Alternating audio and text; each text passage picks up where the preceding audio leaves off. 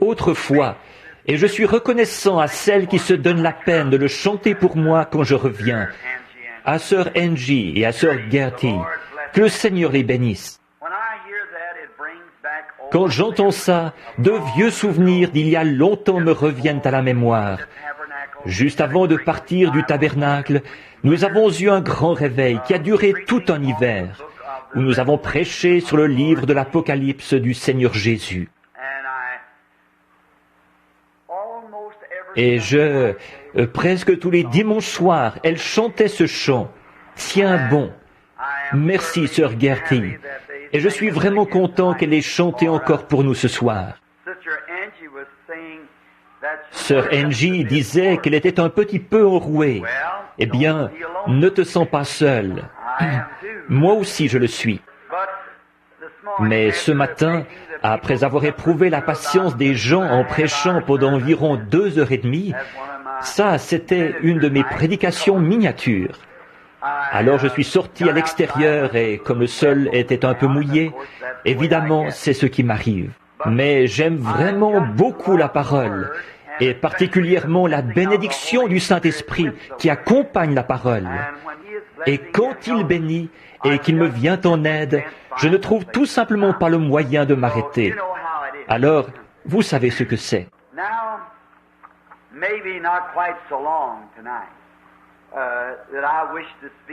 Maintenant, je ne voudrais pas prêcher aussi longtemps ce soir. Peut-être, vu que je suis un peu enroué, mais nous comptons sur Dieu pour qu'il nous bénisse et pour son aide spirituelle. C'est un besoin vital dans nos vies. Et là, comme Frère Neville l'a annoncé avec son émission, au cours de son émission plutôt, et j'aimerais que tout l'auditoire écoute cette émission. Maintenant, ce n'est pas lui qui me dit de dire ça, mais samedi dernier, je n'ai jamais été si béni en écoutant une émission. Combien ont entendu ce message-là? C'était un chef-d'œuvre. WLRP, de 9h à 9h30, tous les samedis matins, le trio Neville. Et je parlais au frère qui s'occupe des enregistrements, frère Léo, qui est dans la pièce. Ça l'a tellement emballé il disait, dites donc, qui est ce prédicateur? Il a la radio allumée. Et frère Jean ou quelqu'un a dit, c'est frère Neville, c'est son temps d'antenne. Et c'était vraiment merveilleux. Pas seulement celui-là, mais chacun. Je vais vous dire pourquoi j'aime beaucoup écouter prêcher frère Neville. Ce n'est pas surtout parce qu'il est un bon prédicateur, mais parce que je sais qu'il vit ce qu'il prêche. Et je préférerais que vous viviez une prédication devant moi plutôt que de m'en prêcher une. Ce sera plus efficace. Et maintenant, j'ai fait annoncer que je prêcherai pendant quelques instants ce soir sur Dieu tient sa parole. Et ce matin, je parlais de l'imitation du christianisme. Maintenant, que le Seigneur ajoute ses bénédictions là, alors que nous lirons sa parole.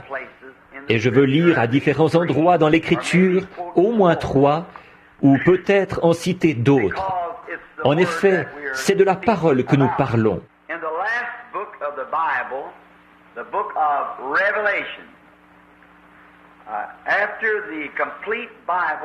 Dans le dernier livre de la Bible, le livre de l'Apocalypse, après que la Bible entière se termine ici, on avait le message à l'Église, au chapitre 22 de l'Apocalypse et à partir du verset 17.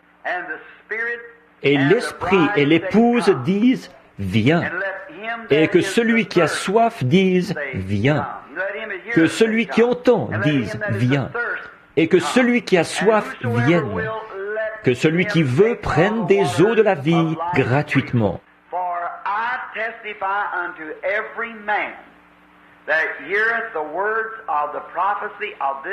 Je le déclare à quiconque entend les paroles de la prophétie de ce livre. Si quelqu'un y ajoute quelque chose, Dieu le frappera des fléaux décrits dans ce livre.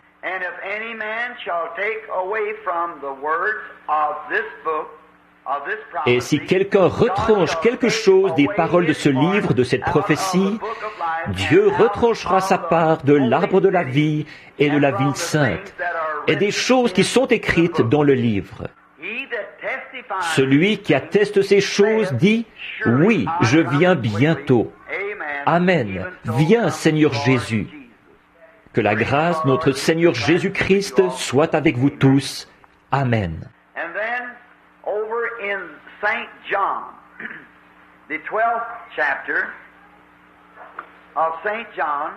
Ensuite, dans Jean, au chapitre 12 de Jean, à partir du verset 39. Therefore they could not believe because Isaiah said again.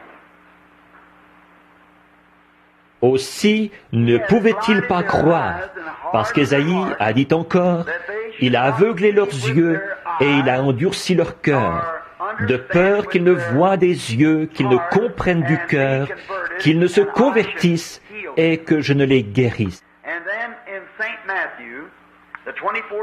Ensuite, dans Matthieu au chapitre 24, le verset 35, c'est Jésus qui parle.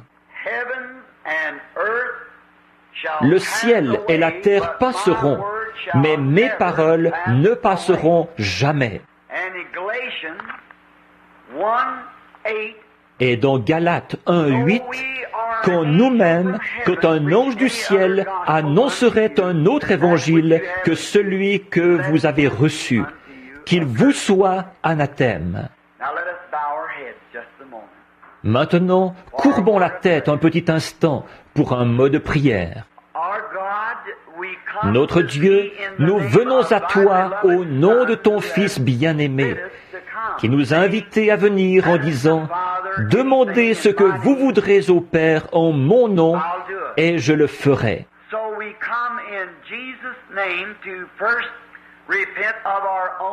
Alors, nous venons au nom de Jésus, d'abord pour nous repentir de notre propre péché et de notre manquement, et pour te demander de nous purifier de toute notre iniquité et d'épurer notre pensée, pour que nous pensions aux choses qui sont justes et qui se rapportent au royaume de Dieu. Et ce soir, que nos pensées soient concentrées sur quelque chose qui soit pour le bien du royaume de Dieu et pour le bien des gens qui font partie de ce royaume. Et que nos cœurs soient purifiés de toutes les choses qui sont viles.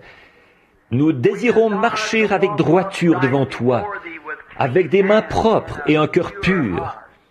Et, oh, il n'y a que Dieu qui puisse faire ces choses. Aussi nous te prions, Père, de nettoyer nos mains et de purifier nos cœurs. Lave-nous des choses du monde dans les eaux de purification par la parole.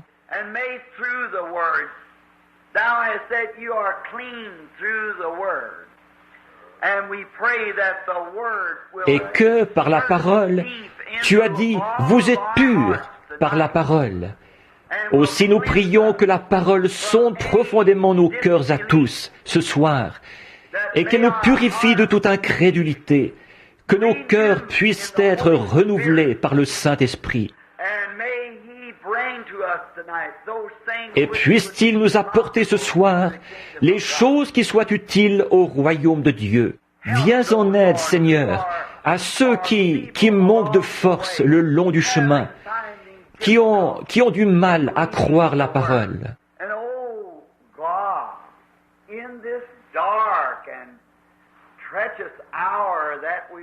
Et, ô Dieu, en cette heure sombre et perfide où nous vivons, et quand nous considérons cette crise mondiale qui est devant nous, tout ce que nous voyons, ce sont des ténèbres devant nous. Et tu as dit, levez la tête quand ces choses commencent à arriver, parce que notre rédemption approche.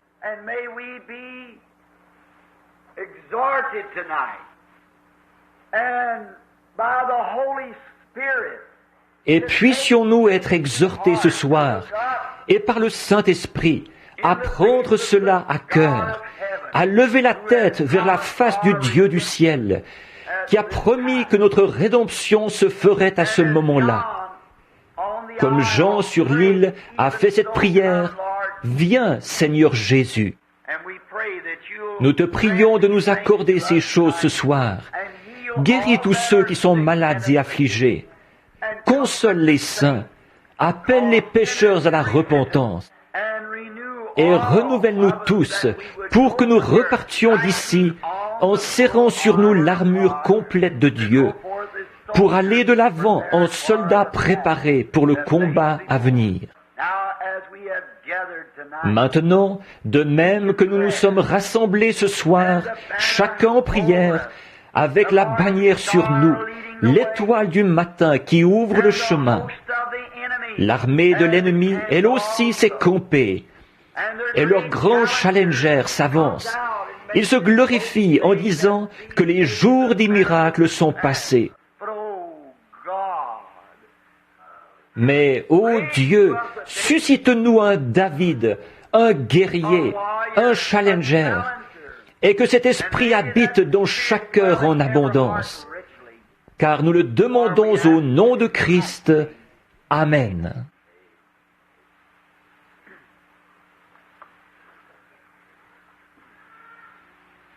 In approach to this most vital subject, and it is not aimed to anyone's belief or to upset. Comme introduction à ce sujet des plus vitales, et qui n'est pas du tout dirigé contre la croyance de quelqu'un, ni pour contrarier, pour troubler ou pour s'attirer des ennemis, mais dans le seul but de rassembler et d'unir le peuple de Dieu.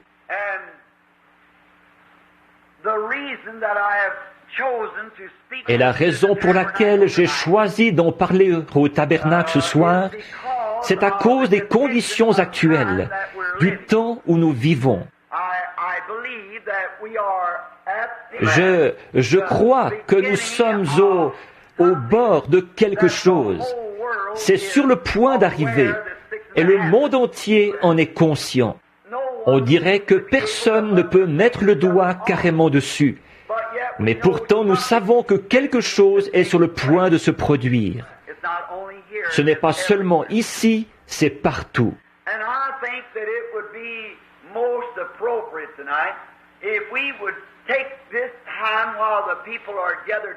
Et je pense qu'il serait tout à fait de circonstance pour nous ce soir de prendre ce moment, pendant que les gens sont rassemblés, pour parler de quelque chose qui soit d'une importance vitale, pour améliorer, pour nous amener à comprendre, pour nous munir d'une meilleure compréhension de Christ et de l'Évangile et du temps où nous vivons.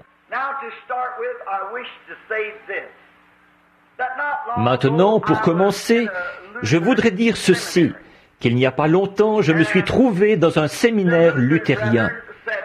Et les frères luthériens me disaient, après m'avoir écrit une lettre de critique très violente, le doyen, et il parlait, il me disait des choses que j'étais un devin, et beaucoup de vilaines choses qu'en fait, il ne pouvait pas prouver. C'est parce que j'avais dit que le diable ne peut pas guérir. Or, si le diable peut guérir, c'est un créateur. Et un créateur, il n'y en a qu'un, et c'est Dieu. Le diable ne peut pas créer. Le diable n'est même pas omniprésent. Il ne peut se trouver qu'à un seul endroit à la fois. Ces démons, ils sont présents partout. Mais Dieu est omniprésent. Le diable ne peut être présent qu'à un seul endroit. Dieu est omnipotent. Le diable possède un pouvoir limité, c'est-à-dire tant qu'il réussit à faire avaler son bluff. Et légalement, le seul droit qu'il a, c'est de vous faire retourner à la poussière de la terre. C'est son seul droit. Et encore là, avec la bénédiction de Dieu, la promesse de Dieu quant à la résurrection. Donc, Dieu est le seul créateur. Et Dieu est le seul qui peut former des cellules. Et les cellules, c'est une création. Et la création ne vient que de Dieu. Donc Dieu est le seul guérisseur. Et il n'existe aucune autre guérison que la guérison divine. Nous avons des médecins réputés qui peuvent replacer un os, mais c'est Dieu qui guérit. Nous avons des médecins qui peuvent enlever un appendice ou faire l'ablation d'une tumeur, et c'est simplement la bonne chose à faire. Mais qui opère la guérison? C'est Dieu qui opère la guérison, car il est le seul créateur. Et donc il disait, qu'en est-il de nous, les luthériens? Pensez-vous, à votre avis, que nous soyons chrétiens? J'ai dit, très certainement. J'ai dit, le royaume de Dieu a été comme un homme qui a planté son maïs dans un champ. Un matin, il y est allé et l'a regardé. Et les deux petites feuilles avaient pointé au début du printemps. Et le cultivateur a dit, « Regardez mon champ de maïs. » Or, est-ce qu'il avait du maïs? Potentiellement, il en avait, mais pas en épi. Bon, c'est exactement comme si je vous donnais, vous me demandiez un chêne, et que je vous donne un gland. Potentiellement, vous avez le chêne, parce que le chêne se trouve dans le gland. Et de même, dans le grain de maïs, vous avez effectivement le maïs, mais seulement potentiellement. Vous avez le grain. Donc, le cultivateur disait, « Regardez mon carré de maïs. Il est beau, hein? Mon maïs. » Il l'appelait du maïs, pourtant il était en herbe. Après quelque temps, la tige de maïs a poussé, et c'est devenu une aigrette. L'aigrette, c'est là qu'est le pollen, où le pollen tombe de l'aigrette, ce qui produit la fécondation du maïs, entre le mâle et la femelle. Maintenant, que se passerait-il si l'aigrette regardait en arrière et qu'elle dise à la feuille, « Bon, moi, je n'ai rien à voir avec toi. Tu ne comptes même pas. Je suis quelque chose de différent. Je suis l'aigrette. C'est moi qui suis accepté. Toi, tu n'as rien à voir là-dedans. » Mais n'empêche que, sans la feuille, il ne peut pas y avoir de pollen dans le maïs, parce que l'aigrette tombe dans la feuille, et c'est de là que sort l'épi. Et la même vie qui est dans la feuille est aussi dans l'aigrette. Après quelque temps, l'épi apparaît. L'épi arrive, le grain. Et ensuite, le grain dit à l'aigrette, « Je n'ai rien à voir avec toi. Tu ne comptes même pas. » Mais s'il n'y avait pas eu d'aigrette, il n'y aurait pas eu de grain. En fait, la petite tige, c'était le réveil luthérien. Et l'aigrette, c'était le réveil méthodiste. Et l'épi, c'est ce réveil-ci. Mais tout ça ensemble, c'est le même esprit, la même vie qui était dans la petite tige de maïs au départ, c'est la même vie qui est dans le grain. Maintenant, la seule chose que les pentecôtistes, je parle des vrais pentecôtistes et non des soi-disant, mais le vrai message pentecôtiste, ce n'est rien d'autre qu'une restauration de la même chose qui est tombée en terre, qui s'est transmise à travers les luthériens, les méthodistes, les baptistes, les presbytériens. Voyez? Maintenant, on en est tout simplement à l'épi. Et maintenant, ça me coûte terriblement de dire ça, mais il y a des champignons qu'on poussé là-dessus. Et vous, les cultivateurs, vous savez ce que c'est. C'est quelque chose qui imite l'épi. Or, c'est ce que nous voulons retrancher ce soir. En effet, si vous ne l'enlevez pas de votre maïs, tout le carré va se gâter.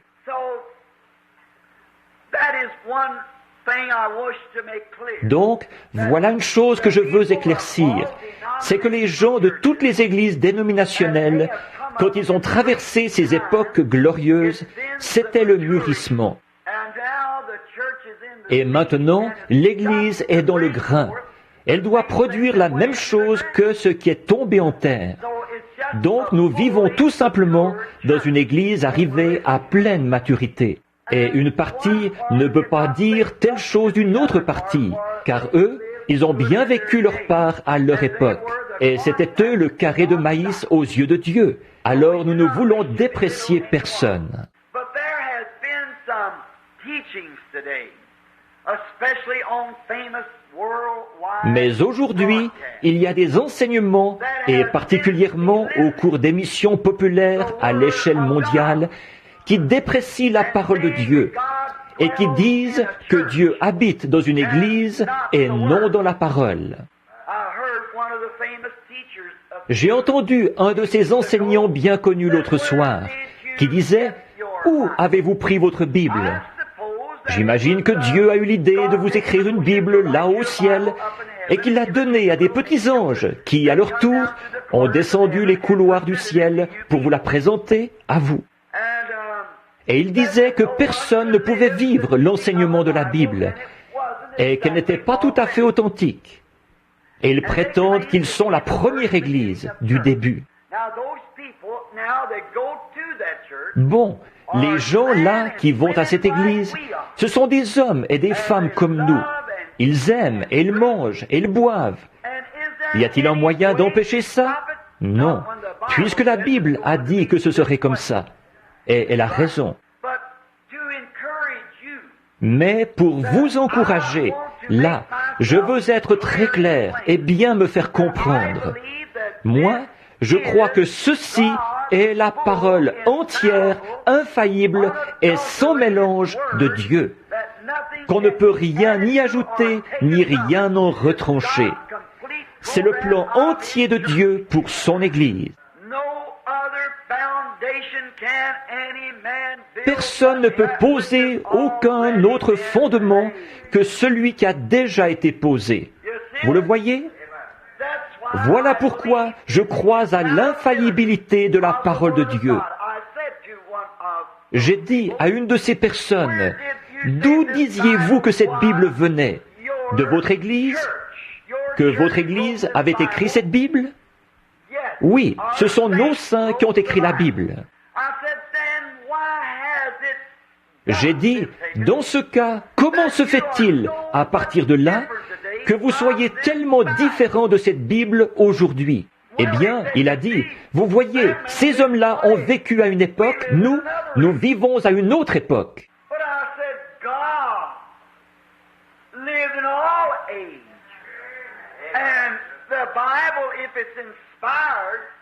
Mais j'ai dit, Dieu a vécu à toutes les époques. Et la Bible, si elle est inspirée, c'est le Dieu infaillible qui a écrit la Bible. Et il a dit dans sa parole que les cieux et la terre passeraient, mais que ses paroles ne passeraient jamais. Maintenant, il est très alarmant pour l'homme qui n'y avait jamais songé de voir ces choses-là approcher. Mais si vous saviez seulement, ce n'est que l'accomplissement de l'Écriture. Et ça me coûte terriblement de dire ça en Amérique. Avec tout ce fantastique et tout ce que nous avons aujourd'hui dans les soi-disant mouvements religieux d'aujourd'hui. Pas pour les abaisser, le peuple de Dieu se trouve dans ces mouvements. Mais je voudrais dire ceci. L'Amérique en est arrivée, à force de retrancher et de s'éloigner, les catholiques et les protestants, les deux, de l'enseignement de la parole, au point où ils ont adopté un système.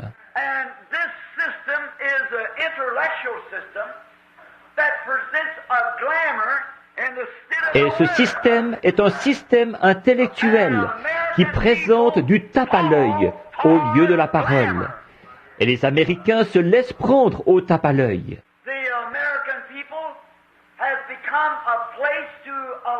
Les Américains en sont arrivés au point d'adorer une déesse. J'ai le plus profond et le plus grand respect pour les femmes.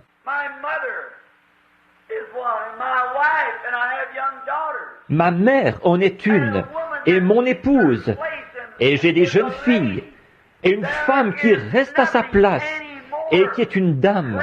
Il n'y a rien de plus précieux en dehors du salut pour notre nation qu'une vraie femme. Mais quand on arrive au point d'adorer les femmes, À ce moment-là, vous êtes en dehors du plan de la Bible. Il n'y a aucun plan dans la Bible qui admette l'adoration d'aucune femme, d'une Marie ou d'une Sainte Cécile. Il n'y a pas le moindre passage de l'Écriture pour appuyer ça. Au contraire, elle s'y oppose. Alors pourquoi est-ce arrivé? Si ceci a été le commencement, ces gens qui ont marché avec Christ et qui ont écrit par inspiration, pensez-vous que je prendrai la parole d'un autre homme là-dessus? Non, monsieur. La parole éternelle de Dieu, c'est ceci. Or, le ministre ou le prêtre qui me parlait, il disait, Dieu est dans son Église. J'ai dit, Dieu est dans sa parole. Dieu est dans sa parole. La Bible dit, au commencement était la parole, et la parole était avec Dieu, et la parole était Dieu. Et la parole a été faite chair, et elle a habité parmi nous. Dieu est dans sa parole. Maintenant, remarquez, dans l'Ancien Testament, ils avaient deux moyens de vérifier l'exactitude d'un message. C'est que, quand un prophète prophétisait, ou qu'un songeur avait un songe, il le racontait devant le pectoral d'Aaron. Sur le pectoral d'Aaron, il y avait les pierres de naissance des 12 patriarches sur ce pectoral. Il le portait sur sa poitrine pour montrer qu'il était le souverain sacrificateur des 12 tribus d'Israël.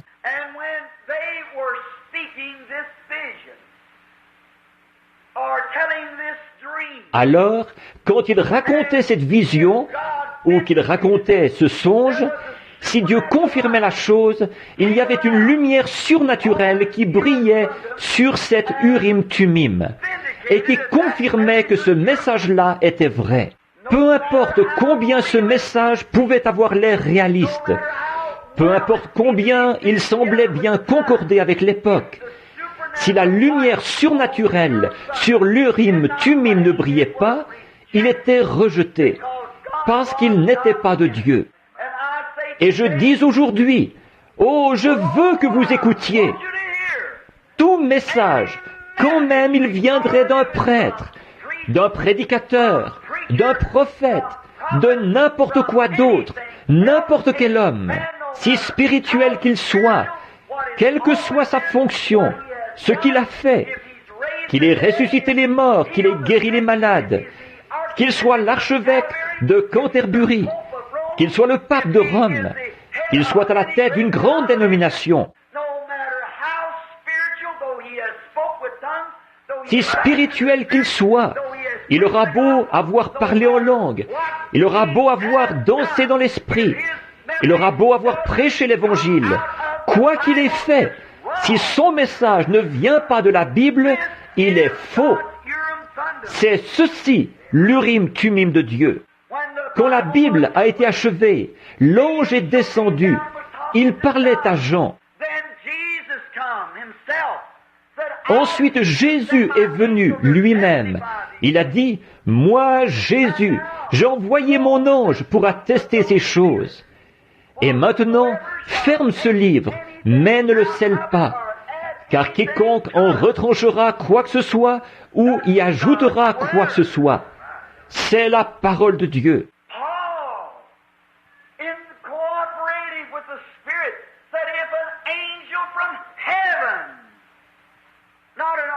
Paul, de concert avec l'Esprit, a dit, quand un ange du ciel, pas un archevêque, pas un pape, pas un cardinal, mais quand un ange du ciel apporterait tout autre message que celui-ci, qu'il vous soit anathème. Mais maintenant, nous sommes sur le point, il y a des années, par le Saint-Esprit, je vous l'ai toujours annoncé d'avance. Quand Hitler et Mussolini sont apparus, j'avais dit, la façon dont tout ça va finir, c'est que le communisme va s'emparer de tout et descendre du nord. Or, gardez vos yeux fixés sur ceci, Église. C'est le diable qui fait de la propagande pour ça. Et ce n'est pas selon l'Écriture. C'est pour mettre la confusion dans la pensée de ceux qui ne savent pas, des gens qui ne sont pas spirituels. Nous vivons au jour le plus glorieux où on n'ait jamais vécu. et pourtant au jour le plus sombre pour les incroyants, et à l'heure la plus déroutante pour ceux qui ne savent pas. C'est un jour remarquable que celui où nous vivons. Et quelle joie de savoir que votre ancre tient. En ce moment, aujourd'hui, alors que nous nous approchons de ça, en cette heure sombre et mauvaise. Or, je n'aime pas nommer les gens, mais je vais devoir nommer quelqu'un là. Mais je prie pour ce jeune homme. Je prie pour lui continuellement. Mais il est un instrument entre les mains du diable. Il s'agit de cet homme, Elvis Presley. Les gens sont partis à fond de train dans le boogie-woogie ou le rock'n'roll. Les Américains sont partis là-dedans. Et ils cherchent par ce même esprit à faire entrer ça dans l'Église. J'aime la musique d'Église quand elle est jouée comme de la musique d'Église et non du rock'n'roll dans l'Église. Mais quand ces esprits-là s'emparent d'eux, il y a quelque chose derrière. Et le diable se présente là pour défier. Et il se trouve que ce pauvre garçon pentecôtiste rétrograde a dit que la façon dont il avait appris ses manœuvres, ses secousses et ses tremblements, c'est qu'il avait trouvé et appris ça dans l'Église. Il est membre des premières assemblées de Dieu de Memphis dans le Tennessee. Son pasteur est l'un de mes amis.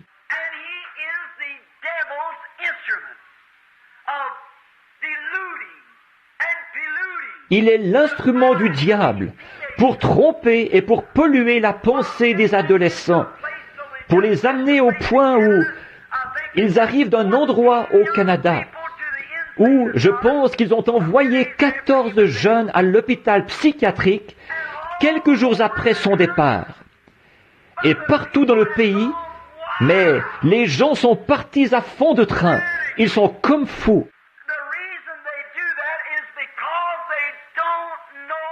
La raison pour laquelle ils agissent comme ça, c'est parce que c'est tout ce qu'ils connaissent.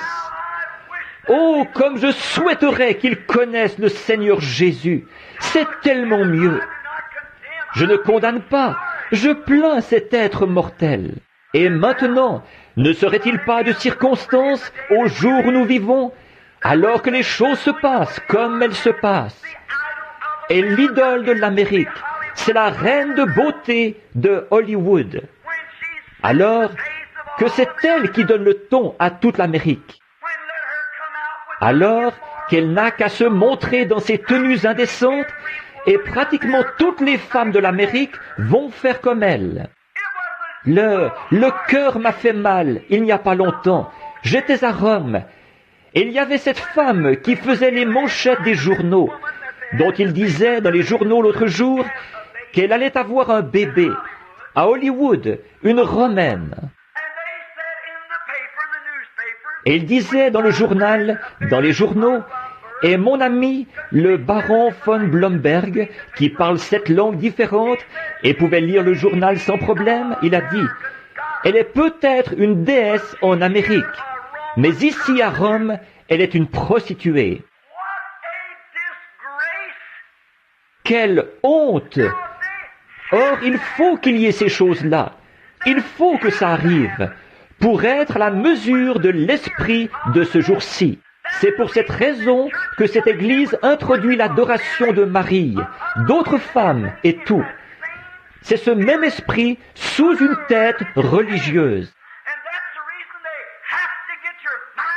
Et c'est pour cette raison qu'il faut qu'il détourne votre attention de la parole sans mélange de Dieu pour produire ce plan-là. Bien sûr. Voyez-vous la confusion dans laquelle nous nous trouvons? Voyez-vous la jeunesse américaine? Dans quel état elle est? Ça, ce sont les hommes et les femmes de demain. Pas étonnant que Jésus ait dit, si ces jours n'étaient abrégés, nulle chair ne serait sauvée.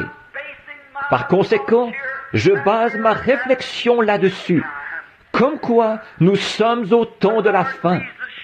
Le Seigneur Jésus viendra bientôt.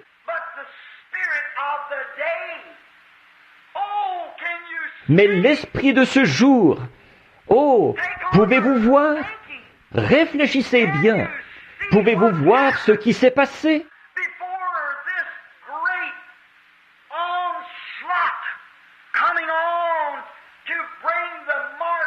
Avant cette attaque violente qui va venir, pour introduire la marque de la bête et pour accomplir les Écritures, en imposant aux gens, une fois que son emprise aura été exercée ici, comme elle l'est dans les autres pays, leur imposer des choses qu'ils n'acceptent pas, pour amener la persécution et le boycottage.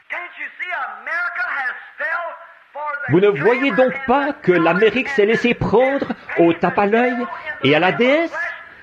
Et c'est ce qui paie.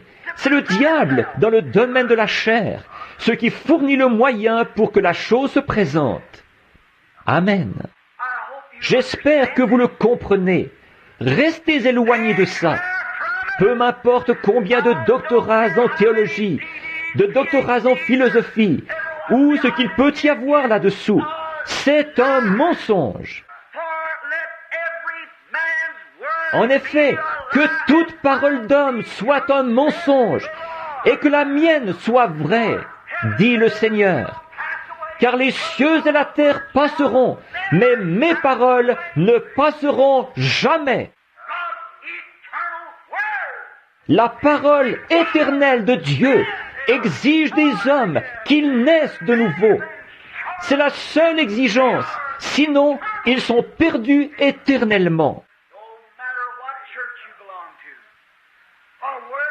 Quelle que soit l'église dont vous faites partie, ou à quel endroit est votre nom, ou ce que vous avez fait, c'est perdu. La parole de Dieu ne faillira jamais. Bon, assez dit là-dessus, et j'espère que vous le recevrez dans l'esprit où cela a été donné. Vous, les chers amis catholiques, je ne vous déprécie pas. Vous êtes mes amis. Et si vous ne l'étiez pas, quel motif? Si j'étais ici pour riposter contre vous, je devrais aller à l'autel et me mettre en règle avec Dieu. Je suis ici avec le cœur qui me fait mal de devoir le dire, mais avec un esprit, selon la parole, qui me pousse à le dire et à mettre en garde le troupeau sur lequel le Saint-Esprit nous a établis évêques. Et de voir ces grandes émissions diffusées à l'échelle nationale, qui se moquent carrément de la Bible en disant « c'est comme de marcher dans des flaques de boue, personne ne peut vivre de cela ».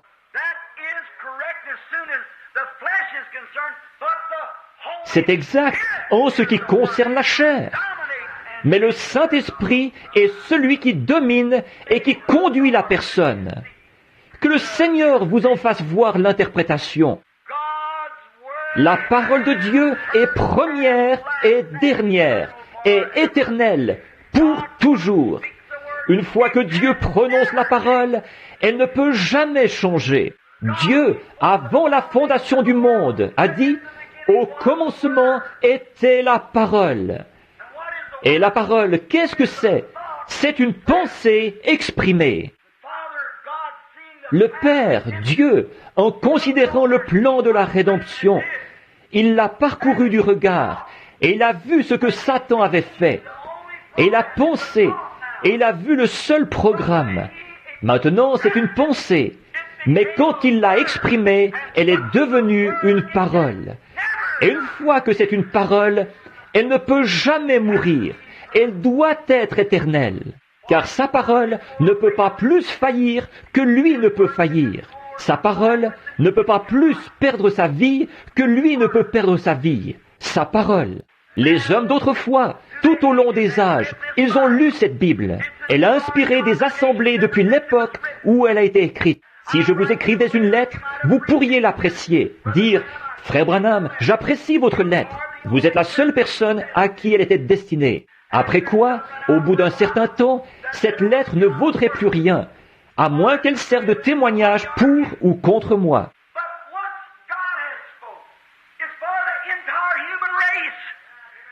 Mais une fois que Dieu a parlé, c'est pour la race humaine tout entière. Et c'est aussi nouveau ce soir qu'à l'heure où cela a été prononcé. Dieu a parlé. Il a dit que le Christ était l'agneau immolé dès la fondation du monde. Quand Dieu, dans son programme et sa pensée, l'a prononcé, Christ a été immolé à cet instant-là, bien qu'en fait, il n'ait été immolé que 4000 ans plus tard. Et Dieu, là, par sa prescience, il a vu qui serait sauvé et qui ne serait pas sauvé. Et c'est là que nos noms ont été écrits dans le livre de vie de l'agneau, à la fondation du monde, et qu'ils ont été associés à l'agneau immolé.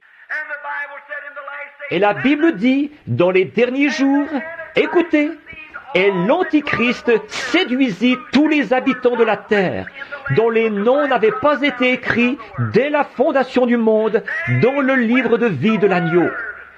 Tenez-vous-en à la parole. Or, j'ai remarqué parmi nos frères, et je vous le dis avec respect, à vous les protestants, et non par haine, par méchanceté, ou pour avoir quelque chose à dire. Il serait plus facile de parler d'autre chose. Mais c'est que je sais, la Bible dit, « Sentinelle, que dis-tu de la nuit ?» Et si la sentinelle voit venir l'ennemi, et qu'elle n'avertit pas les gens, Dieu a dit qu'il redemanderait leur sang à la sentinelle. Mais si la sentinelle les avertit, alors la sentinelle est libre. Donc, je dois avertir. Et parmi nos frères les protestants, j'ai remarqué que, très souvent, après mon message de ce matin sur l'Esprit nouveau, et ensuite l'Esprit de Dieu dans... Combien est ici ce matin? Très bien. Dans l'Esprit nouveau et l'Esprit de Dieu. Tant de gens qui ont l'Esprit nouveau sans avoir l'Esprit de Dieu. Je veux que ce soit compris.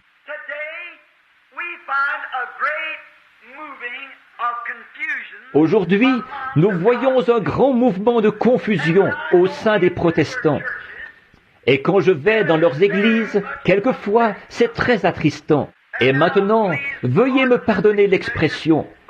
Mais comme le Saint-Esprit, comme j'en parlais à ma petite épouse qui est là-bas au fond l'autre jour, quand j'ai vu mes cousins qui gisaient là, tous les deux face à face, alors que leur vie leur avait été redemandée, l'un avait un chapelet à la main, il était catholique, et l'autre baptiste de l'autre côté, mes deux cousins, et je les ai regardés, je me suis dit, ô grand Dieu, comment est-ce possible?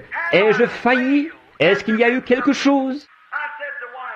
J'ai dit à mon épouse, j'ai dit, il y a bien des choses que je ne sais pas, mais il y a certaines choses que je sais. J'ai dit, depuis que je suis tout petit, j'observe la sève en hiver, en automne, alors qu'elle descend dans l'arbre pour aller dans les racines se cacher et se garder au chaud pendant l'hiver. Je l'ai vue, d'une manière surnaturelle, remonter au printemps en produisant des feuilles et des fruits. J'ai vu la fleur, dans toute sa beauté en été, courber la tête devant le gel en hiver et mourir. Et la semence périr et la pulpe périr. Et ensuite j'ai vu au printemps cette fleur se relever. J'ai dit, je crois, je sais qu'elles le font. Je crois que celui qui s'appelle Jéhovah Dieu, je crois que c'est ce Jéhovah Dieu qui fait ces choses. Il dirige la nature. Je l'ai observé à l'œuvre avec le pin, avec l'assiminier, avec le bouleau, avec le pommier. Et ils sont tous différents les uns des autres. Et l'homme qui était fait, l'un d'une façon, l'autre de l'autre. Tout ça a été conçu par une pensée supérieure. C'était Dieu. J'ai dit, je sais ça. Je crois que Jésus est le Fils de Dieu. Je crois que dans son corps, il était un homme. Il est né d'une femme, tout comme moi. Mais son sang ne venait pas d'une femme, il venait de Dieu. Et Jéhovah Dieu, le Logos, qui a couvé la terre dans mon message de ce matin, et qui a couvé la terre pour faire sortir le premier homme de la poussière de la terre. Il a couvert Marie de son ombre, il l'a couvée pour accomplir sa parole. et il a créé la cellule de sang qui a produit le Fils du Dieu vivant. Je crois que dans son corps, il était un homme.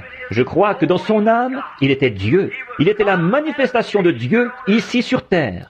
Dieu était en Christ, se réconciliant le monde avec lui-même. Je crois qu'il n'était pas qu'un simple homme. Il n'était pas non plus qu'un prophète. Il était Dieu, Emmanuel.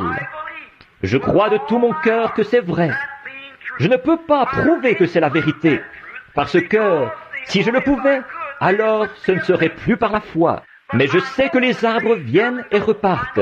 Je sais que les fleurs viennent et repartent. Je sais que la nature tout entière fait sa révolution. Le monde reste sur son orbite par une grande puissance suprême. Et une autre chose que je sais, c'est que par la grâce de Dieu, il y a quelque chose qui vient à moi sous la forme d'un ange, d'une lumière. Il me dit des choses, ce qui va arriver, et je le vois. Je sais que ce n'est pas quelque chose de naturel. Il m'a montré des choses des années d'avance, et ça n'a jamais failli, pas une seule fois. Je crois que c'est le même Dieu qui était avec Joseph, qui était avec Daniel, qui était avec Élie. Je crois que c'est le même Saint-Esprit qui a conduit les enfants d'Israël par une colonne de feu. C'est pourquoi je suis convaincu qu'il y a quelque chose, que la Bible est vraie, parce que tout dans la nature, tout ce que j'appelle la foi, tout ce que j'observe et que je ne peux pas prouver, prouve par cette Bible que c'est la vérité. Je vois Jésus. Il n'était pas ce que les Juifs pensent de lui. Il a rempli toutes les conditions quant à ce que le Messie devait être. Il était le Messie. Et je vois l'Esprit qui était sur ces hommes-là. Je le vois descendre ici même et accomplir la même chose. C'est pourquoi j'ai toujours été un croyant ferme dans la parole du Dieu vivant. Peu importe tout le fantastique qui peut s'élever. Je suis allé dans des églises, et je dis ceci avec respect là. Je constate que très souvent, dans les églises, je crois que les gens reçoivent les esprits les uns des autres plutôt que le Saint-Esprit. Allez dans une église et observez. Disons que le pasteur secoue la tête. Toute l'assemblée va faire pareil. Allez dans l'église où le pasteur dit qu'il a de l'huile qui lui coule de la main. Avant longtemps, tout le groupe le croit. Et ils en ont aussi. Allez dans une église où il y a beaucoup de gens qui dansent, qui sautent en l'air et qui courent partout. Je ne condamne pas ces choses. Je parle tout simplement de ce que j'ai observé. Pour vous faire remarquer quelque chose. Si vous avez un pasteur qui est très facile à émouvoir, toute l'assemblée sera facile à émouvoir. Si vous avez un pasteur qui est formaliste et guindé, toute l'assemblée sera formaliste et guindée. Je crois que vous recevez les esprits les uns des autres.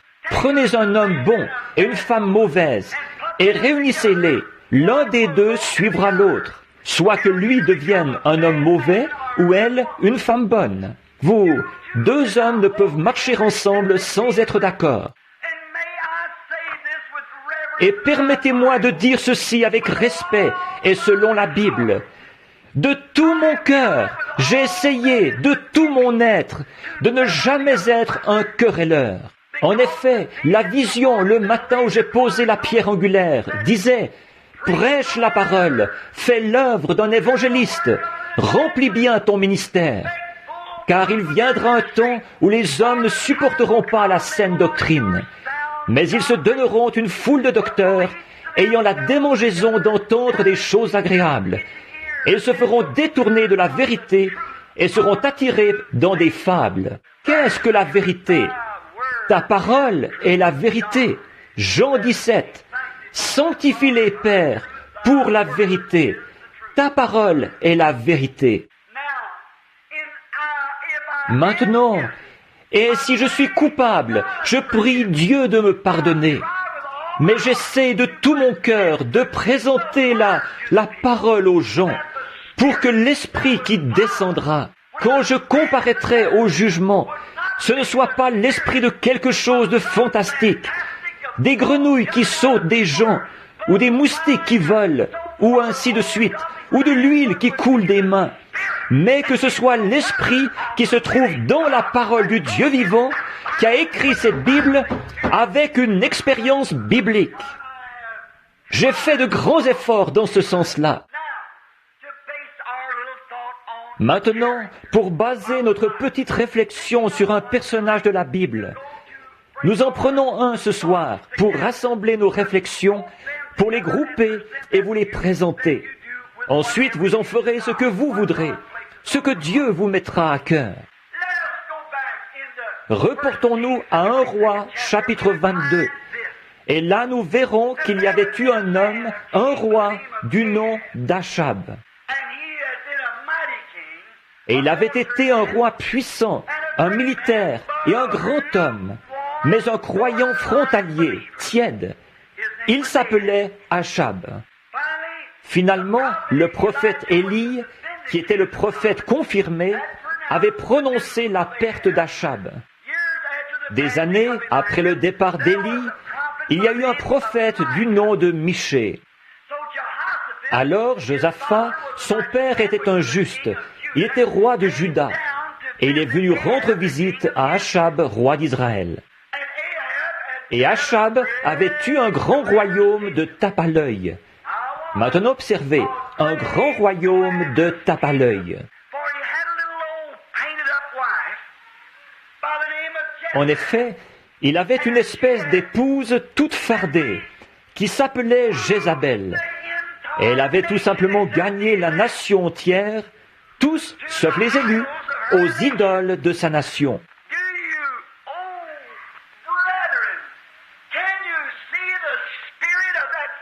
Est-ce que vous, oh les frères, est-ce que vous pouvez voir l'esprit de ce même démon à l'œuvre en Amérique aujourd'hui? Les petites Jézabel, l'esprit qui cherche à gagner les fils de Dieu pour les éloigner de Christ. Je ne dis pas ça pour plaisanter. Ici, ce n'est pas un endroit pour plaisanter. Ici, c'est la chair. Ici, c'est l'endroit où se trouve le tribunal de Dieu. Et la parole est le juge de Dieu. Ou c'est lui, elle est son jugement. La parole l'est. Maintenant, remarquez, cette petite femme, elle devait être tout à fait ravissante, mais n'empêche qu'elle a carrément influencé toute une nation. Et par quoi avons-nous été influencés aujourd'hui? Souvenez-vous, je le prédis, l'Amérique aime la femme. Elle est adoratrice de la femme. L'esprit de l'Amérique est carrément possédé de la femme.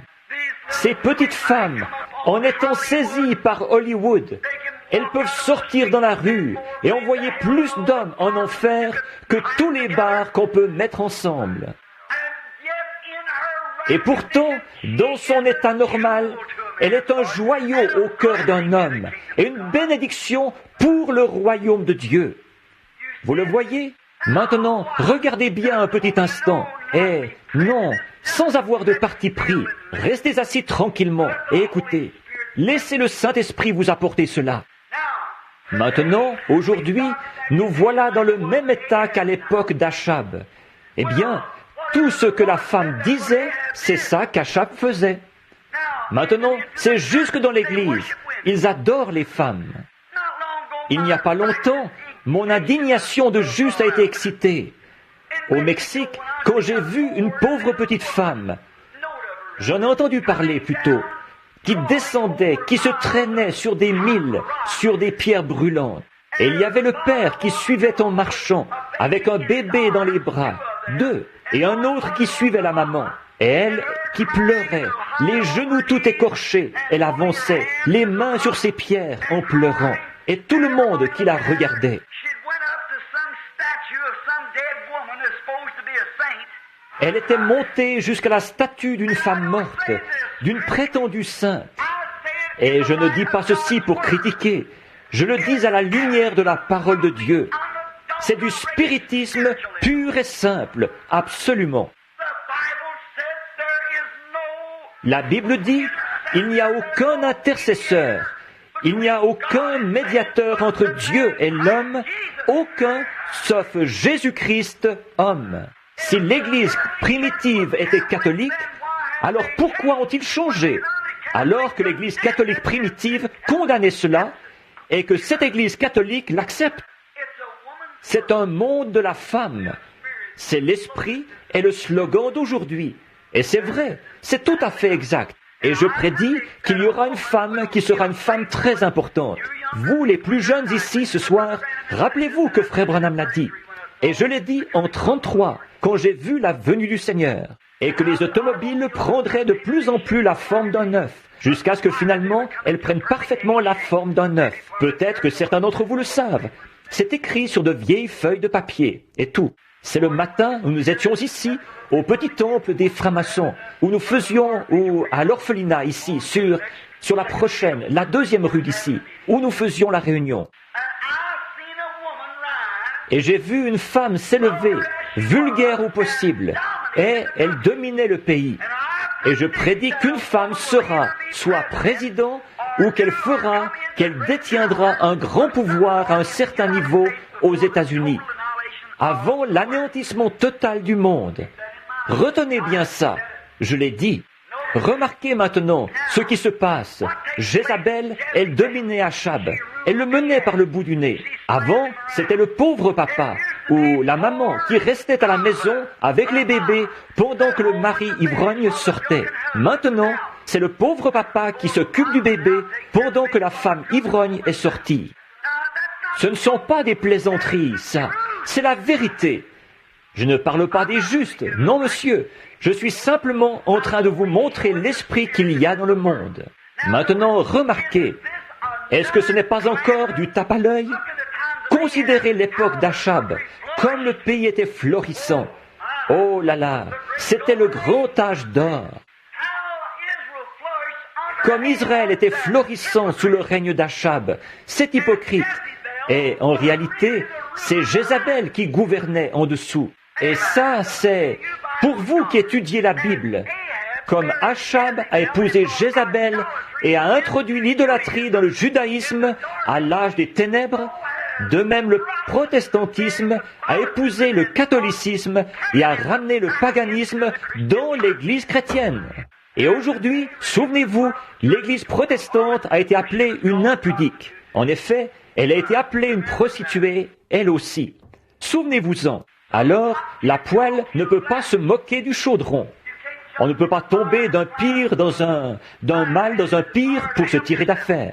Mais soyons attentifs à la vérité. C'est la vérité que nous voulons. Nous sommes un peuple en route vers l'éternité et nous devrons nous retrouver devant Dieu. Aussi, trouvons la vérité. Maintenant, si vous le voulez bien, je voudrais vous faire remarquer. Il y a eu, toujours Dieu a envoyé, ou d'abord Josaphat le juste est venu rendre visite à Achab. Et c'est là qu'il s'est attiré des ennuis. Vous ne pouvez pas mêler le bien avec le mal et en retirer quelque chose. Vous ne pouvez pas mêler de l'huile avec du vin. Ça ne se mélangera pas. Et vous ne pouvez pas non plus entretenir des fréquentations et des attaches avec les choses du monde tout en vivant une vie victorieuse. La Bible dit, sortez du milieu d'eux et séparez-vous, dit le Seigneur. Bien, voyez. Mais vous dites, eh bien, frère Branham, je sais, mais vous vous fiez à votre propre intellect. C'est contraire à la parole. Et la parole est la vérité. Je crois la parole. Maintenant, remarquez, Josaphat est venu voir Achab. Et, il a organisé un grand festin, c'est sûr. Ce que nous appellerions aujourd'hui, dans le langage de la rue, faire la bombe. Ils ont invité tout le monde. Ils ont tué un bœuf et tout, et des moutons. Et ils ont fait un grand festin ensemble. C'est là que le croyant s'attire des ennuis. Oh, je vous le dis, vous êtes bornés à votre petite église d'exalter là-bas. C'est tout. Vous devriez venir à la grande église. Vous devriez venir.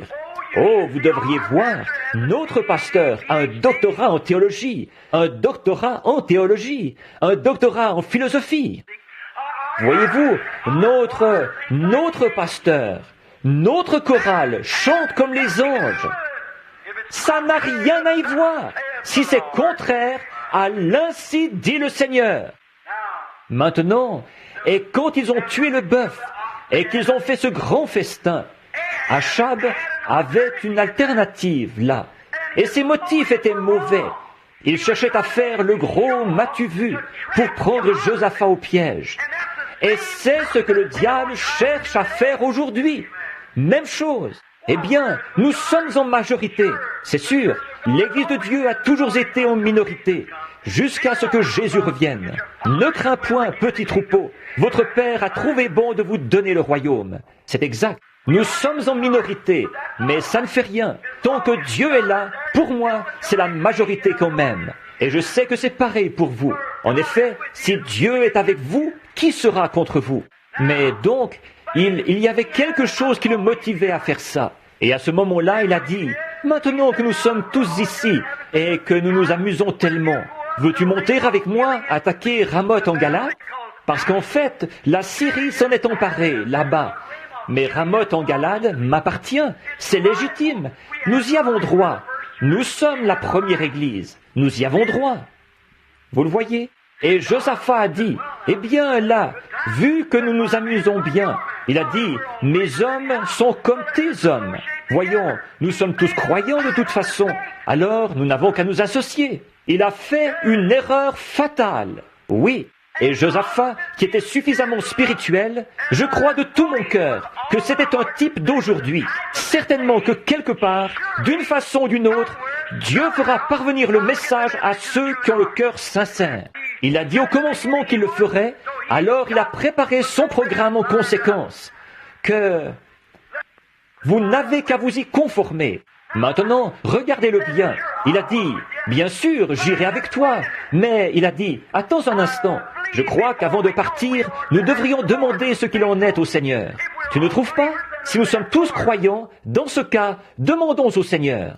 Eh bien, Achab a dit, certainement, c'est exact. Oh, pourquoi n'ai-je pas pensé à ça?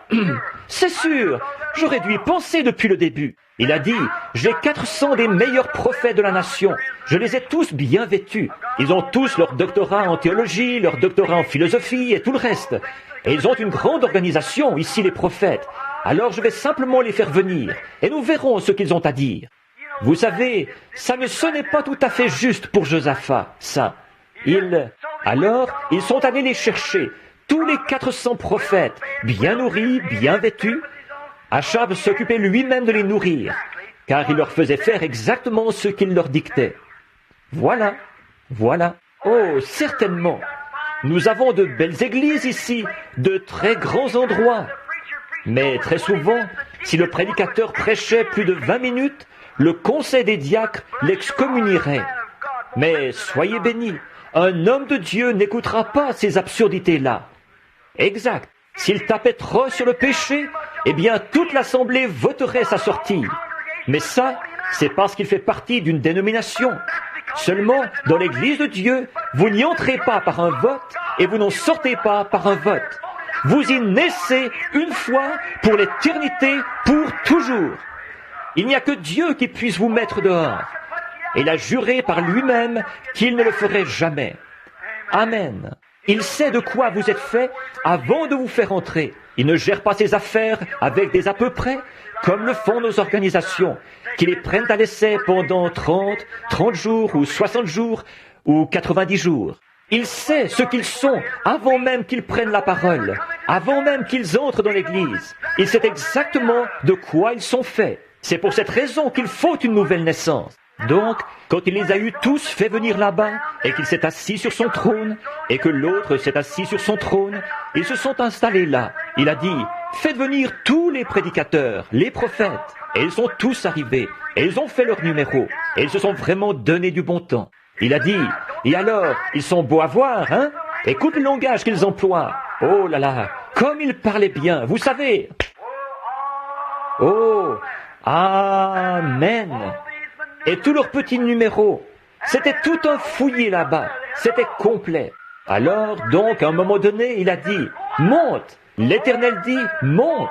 Il a dit, bon, tu vois, Josaphat, tu vois, j'avais raison après tout. Pourquoi? Ils savent quoi dire.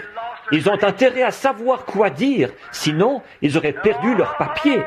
Oh oui, monsieur. Le responsable régional serait passé, et le surveillant général. Et, oh, je vous le dis, il se faisait excommunier sur le champ s'il ne disait pas de bonnes choses de la main qui les nourrissait. En effet, la nourriture matérielle, c'est tout ce qu'il connaissait, de toute façon.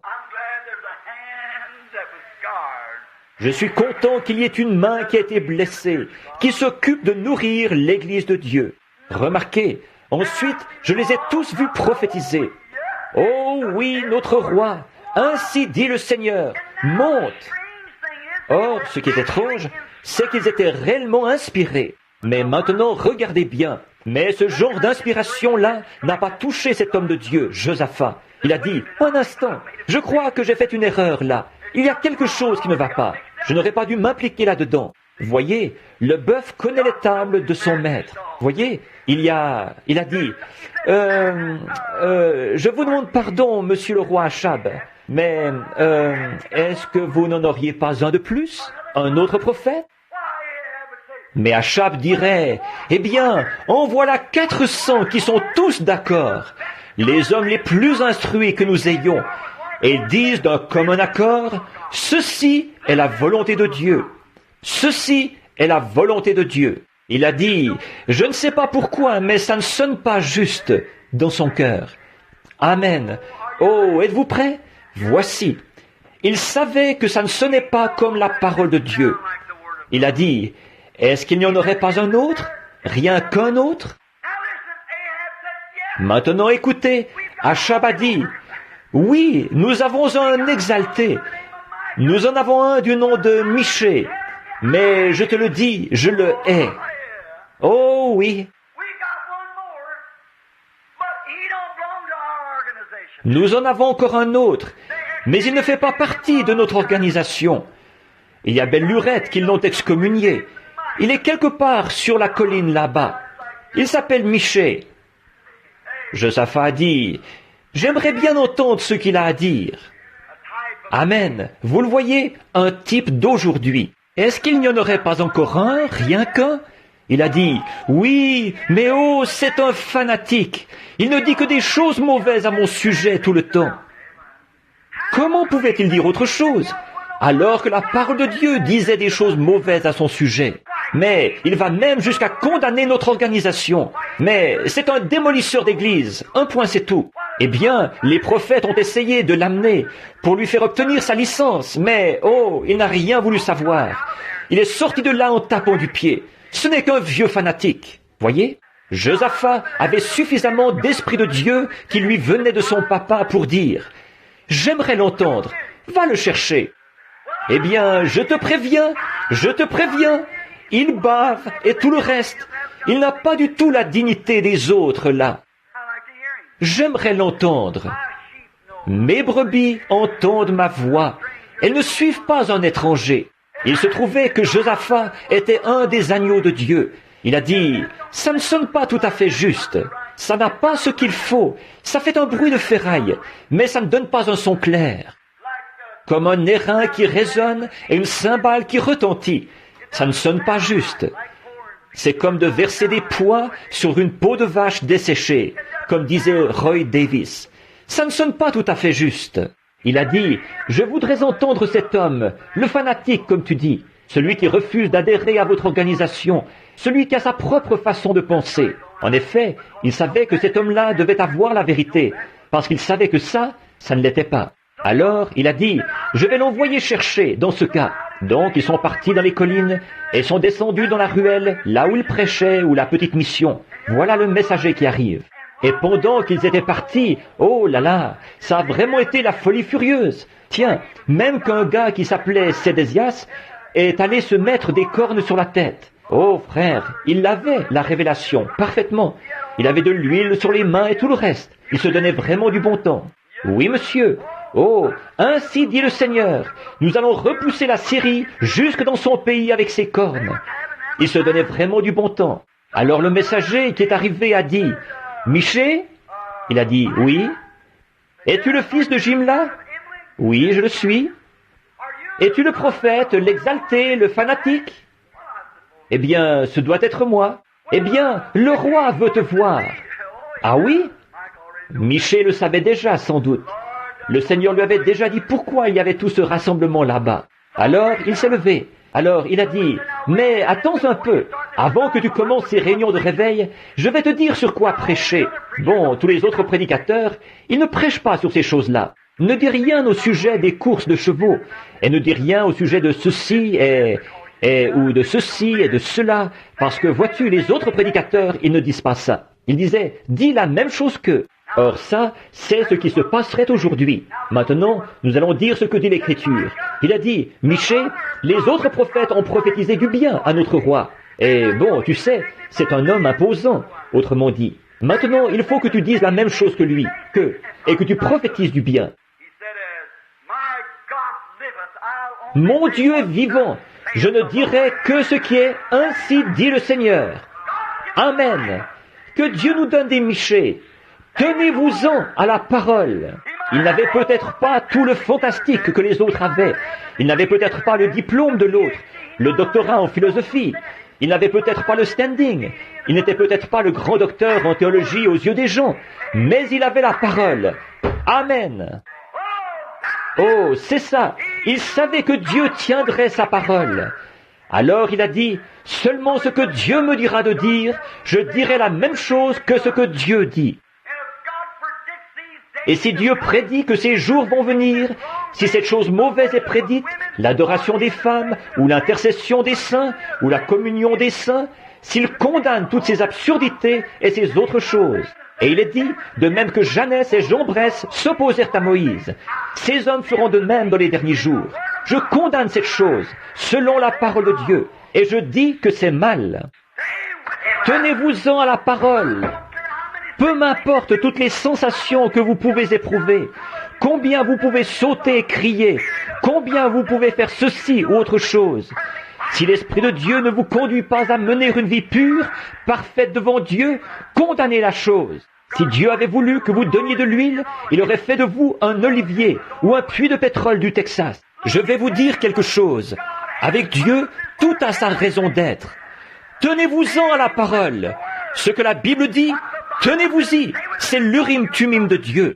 Et le vieux Michée, le prophète, s'est tenu à la parole de Dieu. Il s'est avancé là-bas, hardi comme un lion. Cette nuit-là, le Seigneur lui avait donné une vision. Il savait où il en était. Et regardez bien, oh frère, les autres aussi avaient eu une vision, mais leur vision ne concordait pas avec la parole de Dieu. Par contre, celle de Michée était conforme à la parole de Dieu. En effet, Élie, qui avait la parole de Dieu, le prophète, le voyant, avait déjà annoncé ce qui allait arriver à Achab. Alors, comment Michée pouvait-il annoncer du bien alors que la parole de Dieu annonçait du mal? Donc, il était en harmonie avec la parole. Frères, quelle que soit la hauteur de leur clocher, ou combien les gens qui vont là sont bien habillés, ou l'instruction du pasteur, ou tout ce genre de choses, ou ce que l'évêque de Chine peut dire, ou n'importe qui d'autre, si c'est contraire à la parole, tenez-vous-en loin, restez dans la parole. C'est sur elle que se repose le véritable serviteur de Dieu, directement sur cette parole. C'est exact. Michée s'est présenté là, et il a eu sa vision. Et quand il a prophétisé et qu'il a eu sa vision, il a vu qu'elle concordait exactement avec la parole, qu'elle s'y ajustait parfaitement. Il savait qu'il avait l'ainsi dit le Seigneur. Il s'est présenté là. Il a dit, Michée, fils de Jimla, dois-je aller à Ramoth en Galade ou dois-je y renoncer? Michée a dit, monte. Il a dit, ça ne sonne pas juste ça. Même lui, il avait plus de bon sens que ça. Et il y a beaucoup de ces gens qui adhèrent à ces grandes choses classiques, rien que pour être populaires. Pourtant, ils savent bien que ce n'est pas juste. L'esprit de vie qui œuvre dans le monde leur dirait que ce n'est pas juste.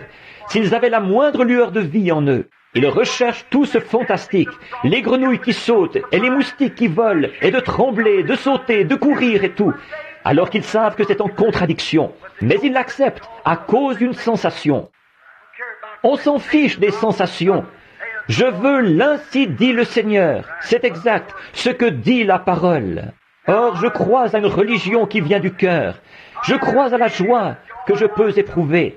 Je crois à la puissance du Saint-Esprit. Je crois à la guérison divine. Je crois à toutes les manifestations des dons. Seulement, ils doivent être placés dans le corps avec respect, opérant en harmonie parfaite avec la parole. Quand je vais quelque part et que je me mets à prêcher, que je fais un appel à l'autel, une femme va se lever et parler en langue. Eh bien, quelle honte, que ça fait pitié. On voit par là que leur pasteur ne se tient pas à la parole de Dieu. Sinon, il arrêterait cette chose-là. Il dirait que je ne vous vois pas faire ça. Voyez, je n'ai rien contre le don. Il est mal utilisé.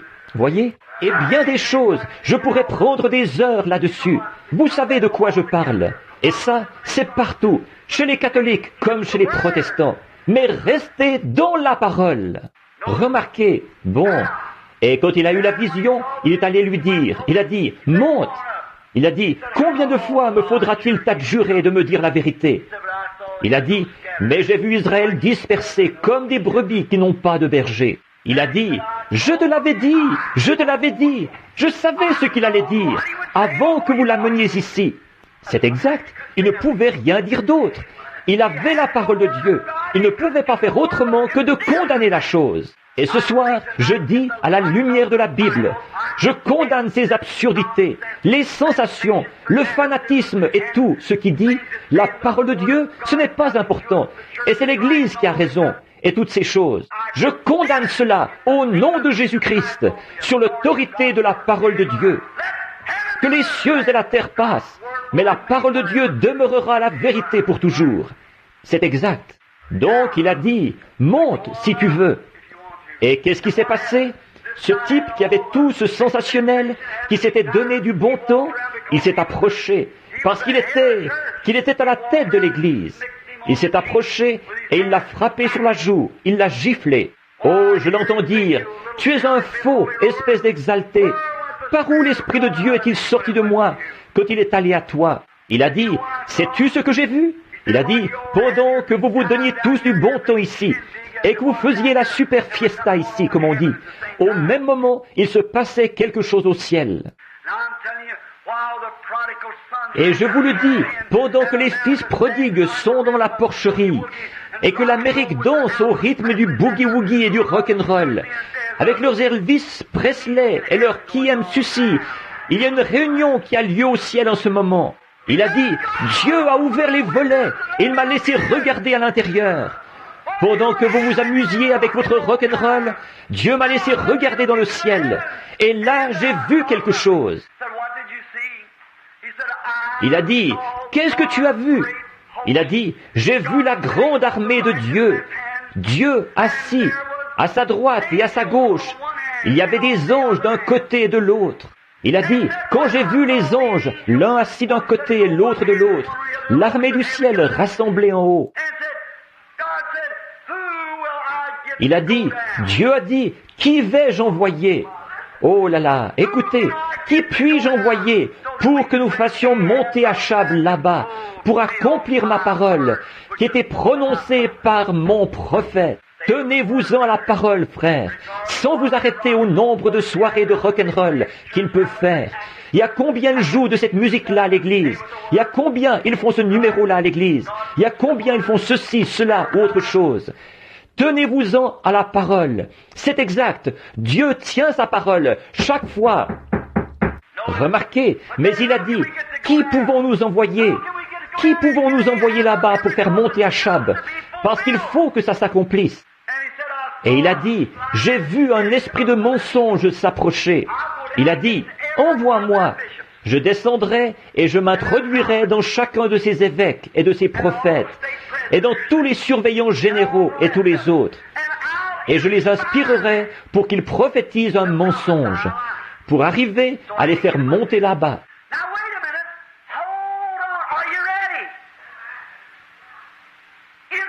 Un instant là, attendez, êtes-vous prêts? Une inspiration qui ne concorde avec la Bible, c'est une inspiration fausse. Frère Branham, comment pouvons-nous être sûrs que nous sommes dans le vrai? Nous voyons ceci s'élever, et toutes ces choses, et le fantastique. Tenez-vous-en à la parole. C'est sûr, Ils étaient tous les deux inspirés. Ici, il y avait un petit homme qui était là tout seul. Il était inspiré. Ici, il y avait 400 bons évêques. Et ils étaient inspirés. Et chacun disait, « Ainsi dit le Seigneur ». Mais comment savoir lequel est dans le vrai? Tenez-vous-en à la parole. Michée avait la parole, et il savait que le mal devait recevoir le mal pour salaire. Il savait que cette hypocrisie, cette religion artificielle, ces choses qui avaient beaucoup de classe, et une Jézabel toute maquillée, et toutes ces autres choses, forcément qu'elles auraient affaire à la main du Dieu vivant. En effet, le prophète, la parole de Dieu l'avait dit. Vous dites, le prophète était-il la parole de Dieu? Oui, monsieur. Ils sauront. À plusieurs reprises et de plusieurs manières, le Seigneur a parlé à nos pères, par les prophètes, en ces derniers jours par son Fils, Jésus-Christ. C'est exact. Bien sûr, c'était la parole de Dieu. Ils étaient là, inspirés. Ils pensaient qu'ils étaient dans le vrai. Je ne dis pas qu'ils n'étaient pas sincères. Ils étaient sincères. C'étaient de grands hommes. Ce n'étaient pas des hommes sans instruction. Ce n'était pas quelqu'un qui n'est pas trop au courant de son affaire. C'étaient de grands hommes, instruits dans la parole, inspirés. Mais leur inspiration ne concordait pas avec la parole de la Bible. C'est pour cette raison que Michée savait qu'ils étaient dans l'erreur. Et la Bible dit qu'au dernier jour, les hommes seront égoïstes. Quoi? Vous n'allez pas me dire que ce petit 2x4 va m'en remontrer. Je suis évêque. Je suis à la tête de telle et telle chose. Je suis l'homme important de l'Église catholique. Je suis l'homme important de l'Église méthodiste, baptiste ou même pentecôtiste. Je suis le surveillant général. Vous n'allez pas me dire que vous laissez cet homme. C'est exact. Vous n'allez pas me dire ceci, cela. La Bible dit qu'il serait égoïste, vantard, hautain, blasphémateur, désobéissant, ingrat, irréligieux, insensible, intempérant et ennemi des gens de bien, ayant l'apparence de la piété, tout comme ceux-là l'avaient, mais reniant ceux qui ont fait la force, la parole. S'ils ne parlent pas selon cela, il n'y a aucune vie en eux. C'est exact. Ayant l'apparence de la piété, mais reniant cela. Éloigne-toi de ces gens-là. En effet, ils sont du genre à s'introduire dans les maisons, avec leurs petits livres et leurs compagnes, et tout, et ils captivent des femmes d'un esprit faible et borné, chargées de péché, agitées par des passions de toute espèce, apprenant toujours, ne pouvant jamais arriver à la vérité. Ces gens, de quel type sont-ils? Jean-Bresse et Jeannès. Ils ont du fantastique de toutes sortes et tout. De même que Jeannès et Jean-Bresse s'opposèrent à Moïse, de même ces hommes s'opposent à la vérité. Des hommes réprouvés d'entendement en ce qui concerne la parole.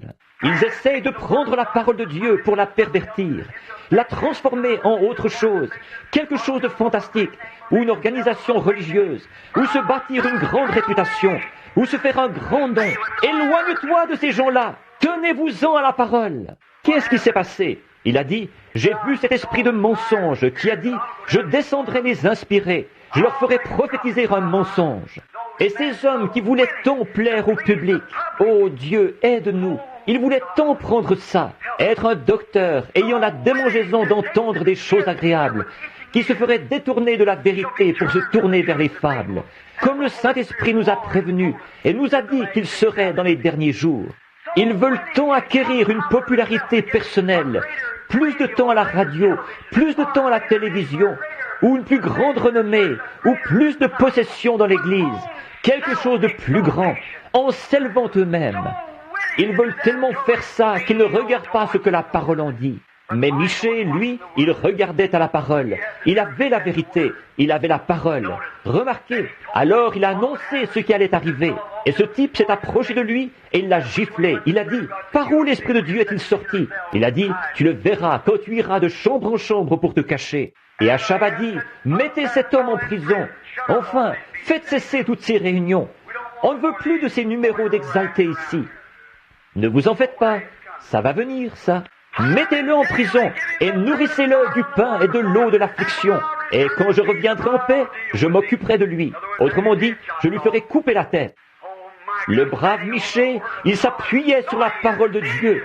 Il savait que sa vision, oh Dieu, Il savait que sa vision concordait parfaitement avec la parole de Dieu. Elle ne pouvait pas faillir. Il a dit, si jamais tu reviens en paix, Dieu ne m'a pas parlé. Amen et Amen. Les amis, il se fait tard, mais je veux vous dire ceci, mon cher ami. N'écoutez jamais un programme qui vous dit que ceci n'est pas la parole de Dieu et la vérité. N'écoutez jamais quelque chose de fantastique qui n'a pas été annoncé et prédit par le Seigneur Jésus-Christ. En effet, quand lui-même il est venu et qu'il a guéri les malades, c'est seulement pour que la parole s'accomplisse qu'il l'a fait, seulement pour accomplir la parole. Il a prédit pour tous les genres d'églises à la fois. Dans Apocalypse 17, il est dit « Je vis une femme, une prostituée, assise sur une grande bête écarlate. Sur 7 têtes, le Vatican est situé sur 7 collines. » J'en arrive, il y a quelques mois de ça. Et il est dit, elle était la mère des impudiques, des filles qui étaient nées d'elle. N'importe quelle femme mauvaise peut produire une fille qui est bonne. Mais observez, une impudique, qu'est-ce que c'est ? Une prostituée. Ces femmes de mauvaise vie, qu'est-ce que c'est ? Ce sont des hommes, ce sont des femmes qui commettent adultère et qui vivent avec d'autres hommes qui ne sont pas leurs maris. Et ces gens, ces églises, ils prétendent qu'ils sont les serviteurs de Dieu et l'église de Dieu. Et ils intolèrent les choses du monde et s'y adonnent. Ils commettent de la fornication spirituelle. Ils laissent leur assemblée se maquiller. Les femmes porter des shorts.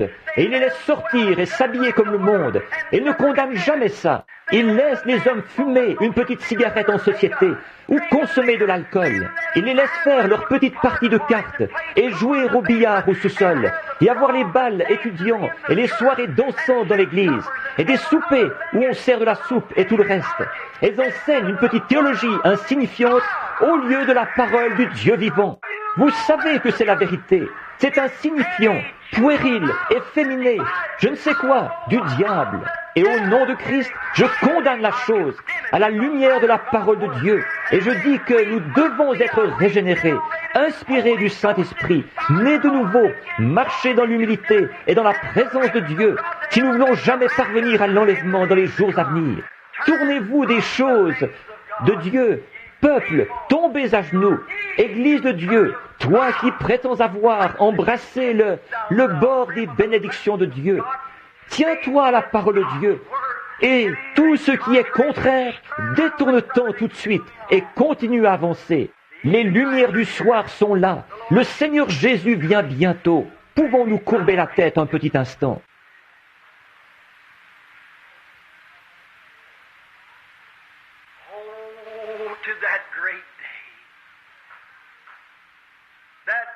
Oh, vienne ce grand jour, ce jour du jour, et ce livre des livres. Les livres furent ouverts, et tous les hommes furent jugés selon les paroles qui étaient écrites dans le livre.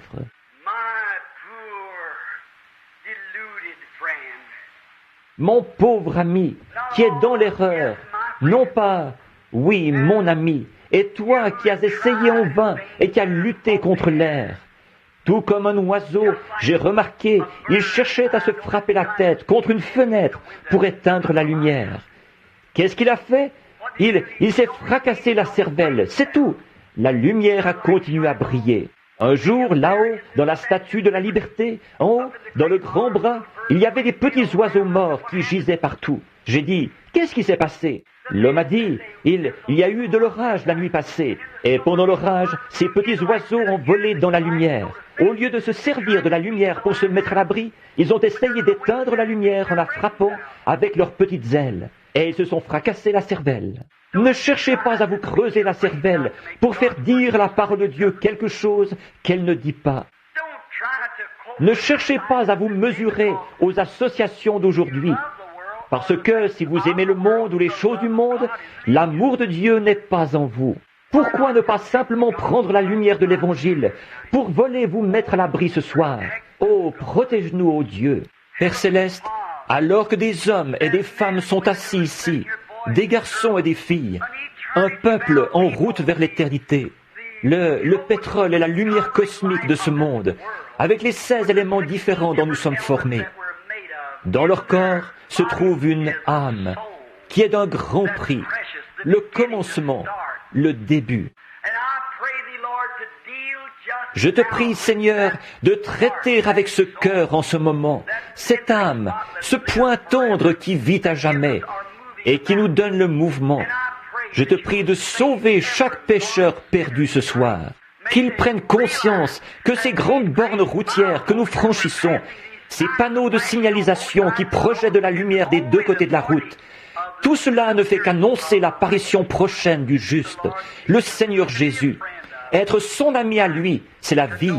Le connaître, c'est la vie éternelle. Et nous pouvons seulement le connaître selon la Bible, non pas par notre Église, mais par la naissance, la nouvelle naissance, naître de nouveau. Père, je crois de tout mon cœur qu'il n'y a pas un seul être mortel ici, avec moi, qui veuille être condamné ou aller en enfer. Alors pourquoi laisserions-nous quelque chose nous faire obstacle? Pourquoi accepterions-nous une contrefaçon alors que les cieux sont remplis du vrai?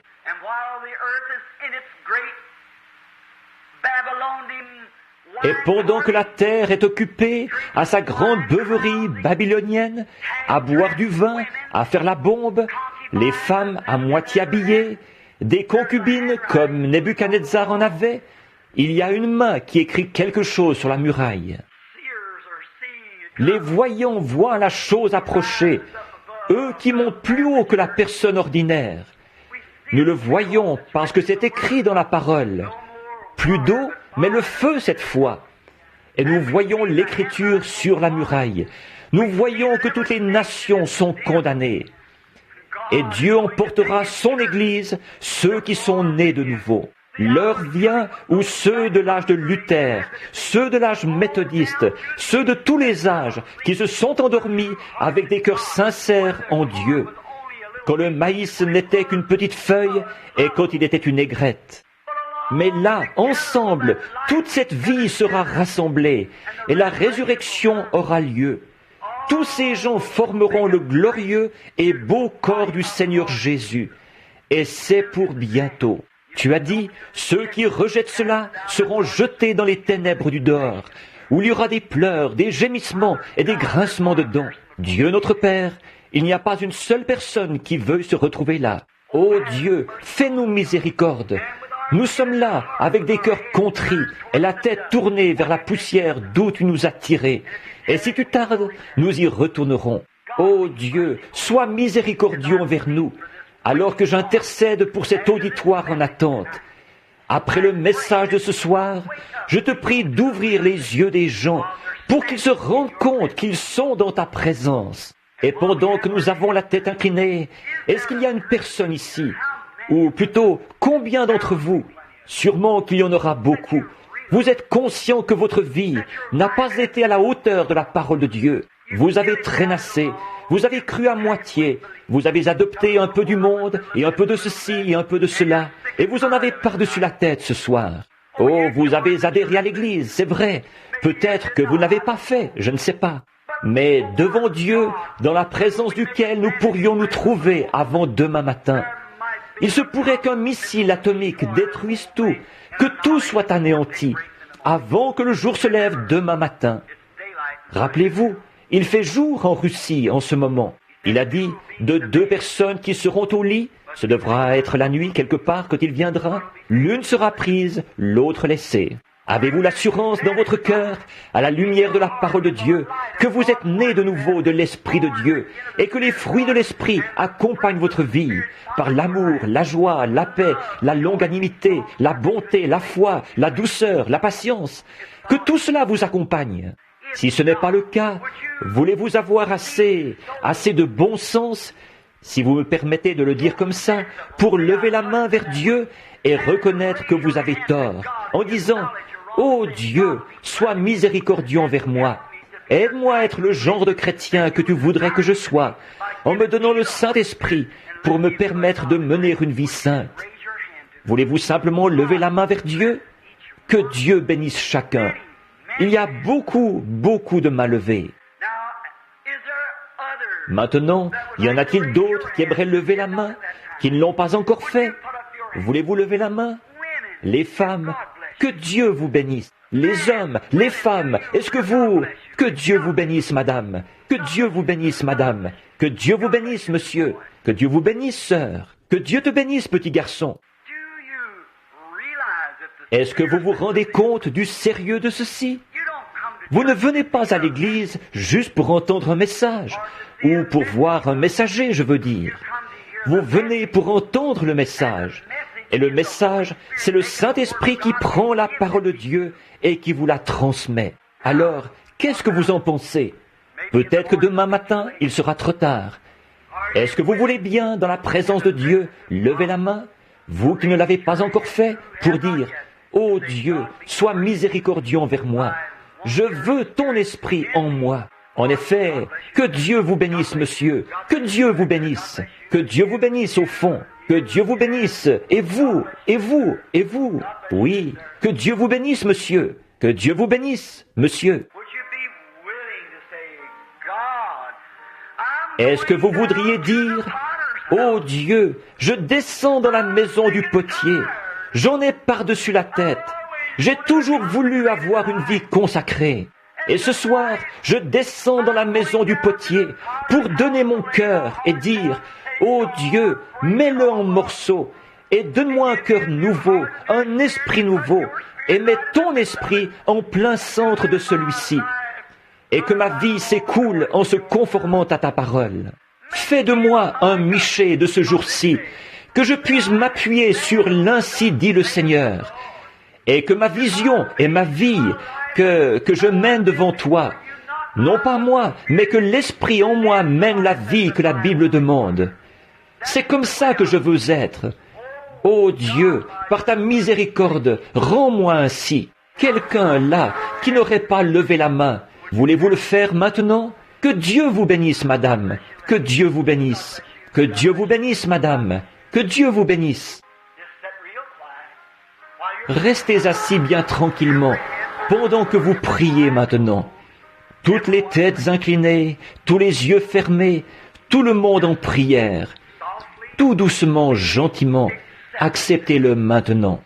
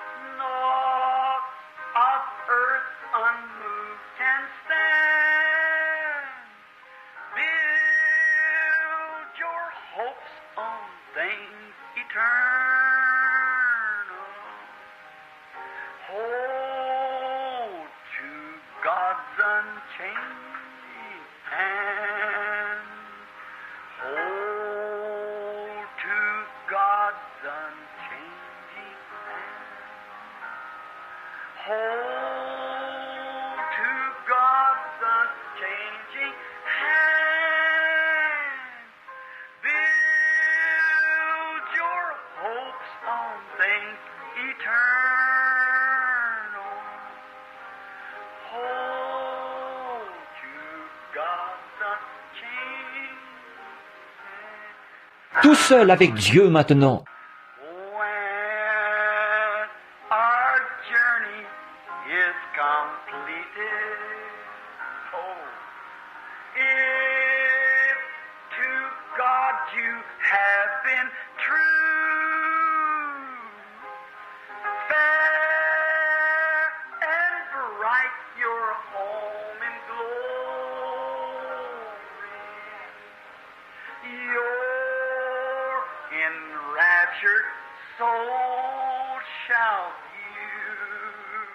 Alors, que devez-vous faire?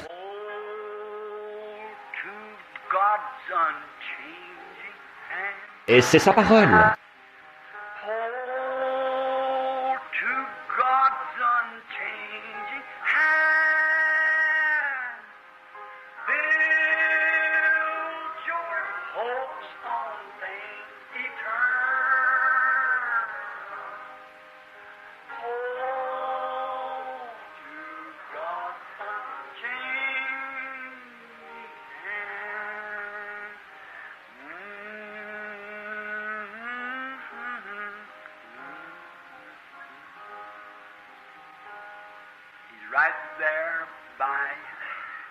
Il est là, juste à côté de vous.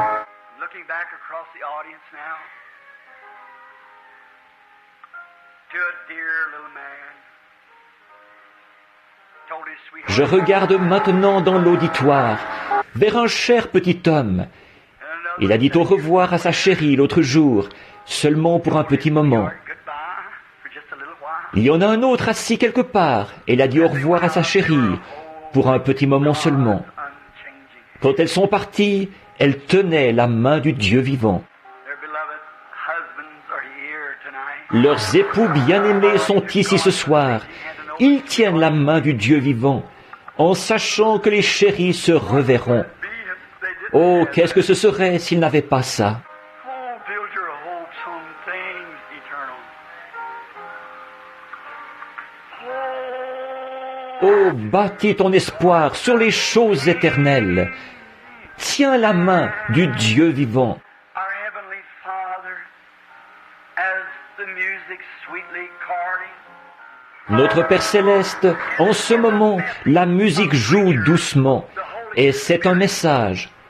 Un prédicateur, le Saint-Esprit, est en train de nous prêcher à travers la musique, de nous dire ce qu'il faut faire de ce message ce soir. God's unchanging. Attache-toi à la parole immuable de Dieu. Heavens and earth will pass away and change. Les cieux et la terre passeront et changeront, mais ma parole ne passera jamais. Elle ne peut pas changer. C'est la parole du Dieu immuable. Je serre ta parole dans mon cœur, a dit le psalmiste, afin de ne pas pécher contre toi. There's been 20 or 30 20 ou 30 mains se sont levées ce soir, Père. Des hommes et des femmes ont entendu la parole, alors que la foi vient de ce qu'on entend. they have made this one Ils ont pris la décision qui, à elle seule, suffit entièrement. C'est qu'à partir de cette heure, avec ton aide et par ta grâce, ils te serviront. now won't you sweetly, Father? Maintenant, ne veux-tu pas, Père, descendre doucement dans leur cœur? Mets ton esprit dans leur esprit nouveau. Il a fallu que tu leur donnes un esprit nouveau, sinon ils n'auraient jamais levé la main. Ils n'en auraient pas eu le désir. But they went down to the Mais ils sont descendus dans la maison du potier et t'ont laissé changer leurs émotions et leurs idées. Et maintenant, dans leur cœur, ils ont été attendris. and you said no man can Et tu as dit, nul ne peut venir à moi si mon Père ne l'attire. Ils n'auraient pas pu lever la main, du plus jeune au plus vieux, si tu ne leur avais pas dit de le faire. they did it because Ils l'ont fait parce que tu leur as parlé. Et c'est Dieu qui les offre à Christ comme cadeau d'amour. Ils ont livré leur cœur. and we can hear your great Et nous pouvons entendre ta voix forte qui dit, « Celui qui écoute ma parole, not your non pas ton Église a ta parole. Elle n'est pas en contradiction avec ta parole. but he that heareth my word and believeth on him that sent me hath Mais celui qui écoute ma parole et qui croit à celui qui m'a envoyé a la vie éternelle et ne vient point en jugement, mais il est passé de la mort à la vie. Bénis-les, Père, en les faisant jouir d'une longue vie, de la vie éternelle, et ressuscite-les au dernier jour, comme tu l'as promis. Et que ceci soit un glorieux service de consécration où les saints du Dieu vivant se réjouiront et seront renouvelés. Que les malades, tous, s'il y en a dans l'assistance, qu'ils soient guéris. Que ton esprit soit manifesté par Christ notre Seigneur. Maintenant, avec la tête relevée un petit instant, je me demande, vous qui avez levé la main, je crois que vous avez accepté ce que vous avez dit, et je crois que vous étiez sincères. Et je vous renvoie à la parole de Dieu, qui est la vérité. Maintenant, il n'y a qu'une question qui se pose. Ou étiez-vous sérieux là? Si oui, c'est Dieu qui frappait à votre cœur. C'est exact. Or, si vous étiez vraiment sérieux, alors les choses anciennes sont passées. Dieu l'a dit. Ça ne peut pas changer. Jésus a dit, celui qui écoute mes paroles et qui croit à celui qui m'a envoyé a la vie éternelle. Je pense que si c'est vraiment ce qui s'est produit dans votre cœur, vous éprouverez assez de reconnaissance envers Dieu pour vouloir vous avancer à son autel ici, vous agenouiller et lui rendre grâce de ce qu'il a fait pour vous. Et pendant que la sœur continue à jouer le même chant, j'aimerais que tous ceux qui ont levé la main, avec ceux qui ne l'ont pas levé, qui voudraient, qui le devraient, avancez-vous. Agenouillons-nous et adressons un mot de remerciement au Tout-Puissant pour ce qu'il a fait pour nous. C'est la preuve que vous étiez sincères.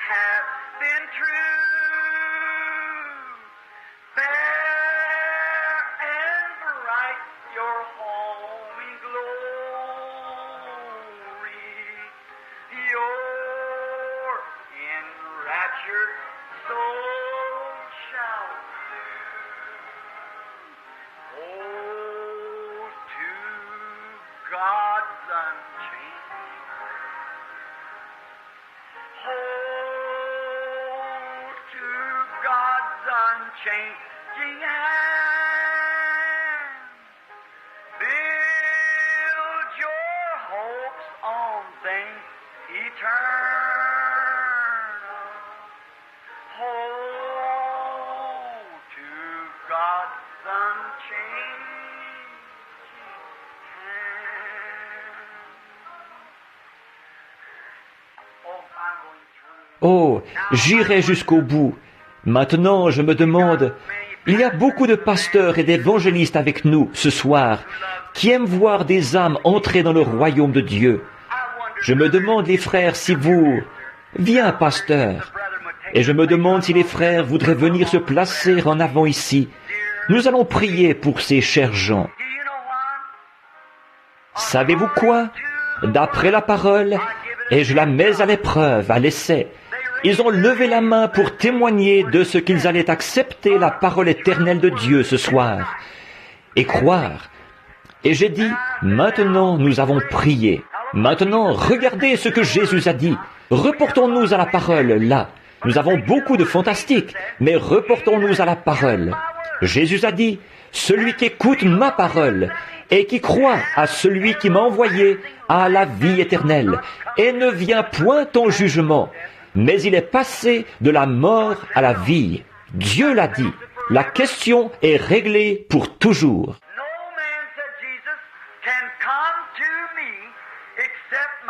Nul, a dit Jésus, ne peut venir à moi si mon Père ne l'attire.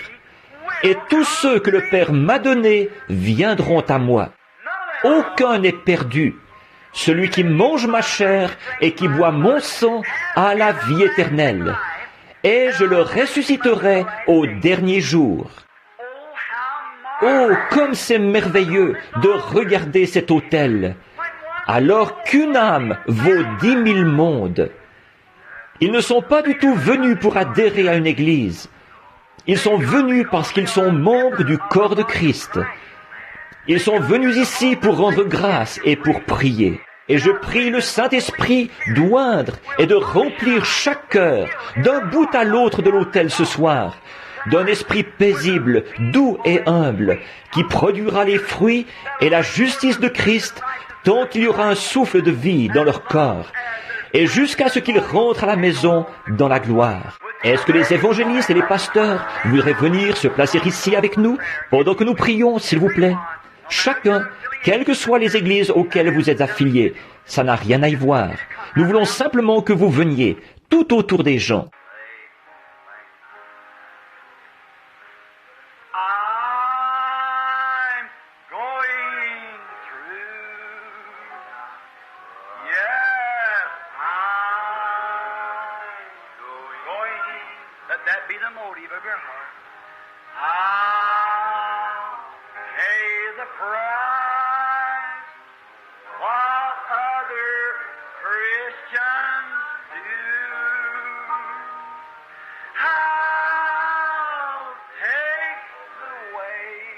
to Micah. With the Lord despise you. I've started in with Jesus, and I'm going through. I'm going. Yes, I'm going. I'll pay the price for what other Christians do. I'll take the way with the Lord despise you. I've started in with Jesus, and I'm going through. Is there another? J'irai. Y a-t-il une autre personne qui aimerait prendre ce chemin? Si vous avez honte de moi devant mon Père ou devant les hommes, j'aurai honte de vous ce matin-là devant les anges. Are you ashamed before this little audience tonight? Avez-vous honte devant ce petit auditoire ce soir de prendre position? Avez-vous honte? Celui qui me confessera devant les hommes, je le confesserai devant mon Père. I'll take the way, Lord. I'm going through. I've started through with Jesus,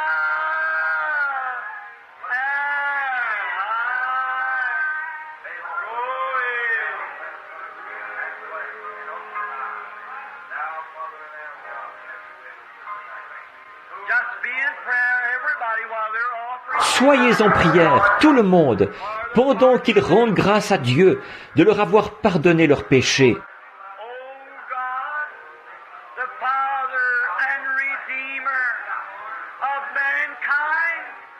Ô Dieu, Père et Rédempteur de l'humanité, ceux-ci sont venus ce soir en confessant qu'ils n'ont pas pris suffisamment leur place dans le corps de Christ. Alors ils viennent ce soir pour prendre leur position sous la conduite de la main de Dieu et par la parole. Et nous te prions maintenant de les placer à leur position dans le royaume, là où ils accompliront leur service. Et puissent-ils croire d'un commun accord ce soir à ta sainte parole.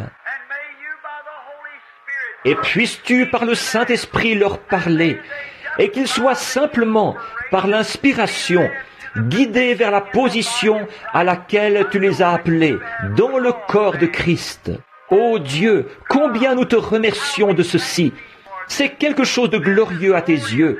Nos cœurs sont remplis d'allégresse de voir des hommes et des femmes qui sont prêts à s'agenouiller humblement à l'autel et à confesser leurs fautes et implorer ta miséricorde. Amène-les jusqu'au bout du chemin, Seigneur.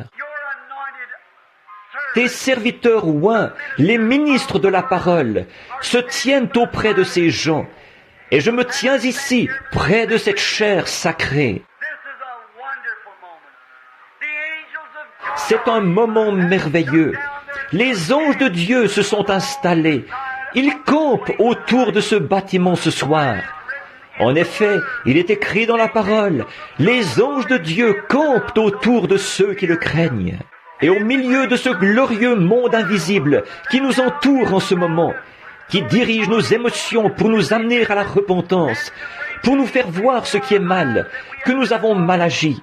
Avec des cœurs contrits, nous renonçons à nos mauvaises voies, Seigneur, et nous demandons la miséricorde divine.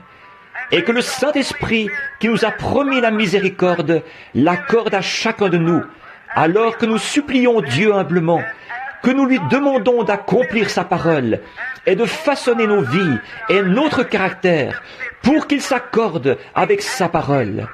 Nous le demandons au nom de Christ.